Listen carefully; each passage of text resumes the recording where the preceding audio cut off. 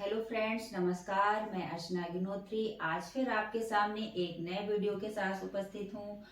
आज का टॉपिक भी हमारा बहुत ही महत्वपूर्ण है। प्रीवियस क्लास में भी हमने अलंकार के विषय में जाना था, तो आज उसी के संदर्भ में हम आगे बढ़ेंगे। अलंकार के भेद हमने पढ़े थे कि शब्दालंकार और अर्थालंकार दो भेद होते हैं। इन दो भेदों में भी बहुत सारे अलंकार थे, जिसमें शब्दा अलंकार में जो चार मुख्य अलंकार थे उन्हीं में एक अलंकार है अनुप्रास अलंकार। तो आज हम अनुप्रास अलंकार के बारे में जानेंगे और अलंकार का शाब्दिक अर्थ क्या होता है ये आप सबको मैंने बताया था, समझाया था कि अलंकार का शाब्दिक अर्थ गहना होता है या आभूषण।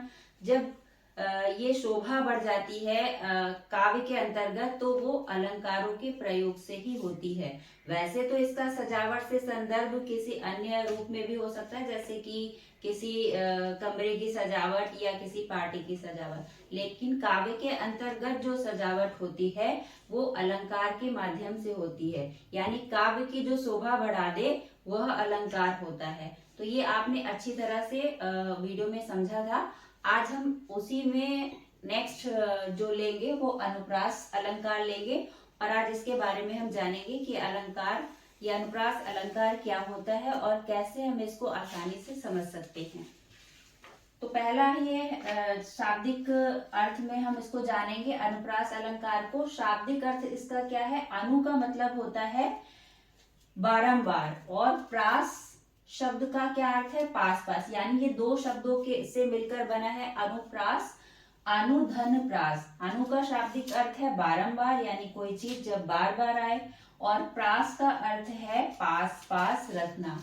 तो इस तरह से ये जो अलंकार है, यानी कोई शब्द या वर्ण जिनको हम बार बार प्रयोग करें या बहुत पास पास जो रखा जाए, तो वह अनुप्रास अलंकार के अंतर्गत आएगा। अगर दूसरे रूप में हम इसको समझें तो जहां पर शब्दों की कोई भी शब्द हो सकता है या फिर वर्ण, कोई भी शब्द जहां पर या वर्ण आए बार बार, यानी जहां पर शब्दों या वर्णों की आवृत्ति होती है वहां अनुप्रास अलंकार होता है। आवृत्ति से मतलब है कोई भी वर्ण या शब्द बार बार आए तो वह अनुप्रास अलंकार के अंतर्गत आएगा। अब इसे हम एक उदाहरण के माध्यम से समझेंगे। यहाँ पर मैंने एक कोई कविता है मैथिली शरण गुप्त की, जिसमें मैंने दो पंक्तियां यहाँ पर ली हैं।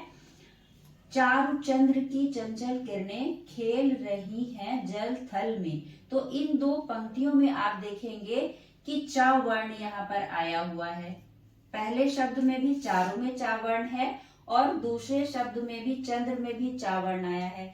तीसरा जो शब्द है चंचल, उसमें भी चा वर्ण आया है। तो इस प्रकार हम देखेंगे कि यहाँ पर जो चा वर्ण है ये आपका आ रहा है, 3 बार आया, यानी कि कई बार इस वर्ण का प्रयोग हुआ है। तो इस आधार पर हम समझ सकते हैं कि यहाँ पर अनुप्रास अलंकार होगा। तो ये बहुत ही आसान ट्रिक है जिसके द्वारा आप समझ सकते हैं कि अलंकार कौन सा है। एग्जाम में भी अलंकार को पहचानने के लिए आ जाता है, और अगर आपको इसकी परिभाषा नहीं मालूम है या आसान सी ट्रिक नहीं मालूम है तो आप इसमें बार बार गलती कर देते हैं। इस आधार पर आप कोई और भी अन्य उदाहरण भी हो सकते हैं, पर इस माध्यम से अगर आप समझेंगे तो आसानी से, चाहे वो कोई भी उदाहरण हो, आप उसको समझ सकते हैं, जान सकते हैं। आगे का नेक्स्ट वीडियो हम लेकर आएंगे, उसमें अन्य जो हमारे अलंकार हैं उसको हम जानेंगे, समझेंगे। धन्यवाद।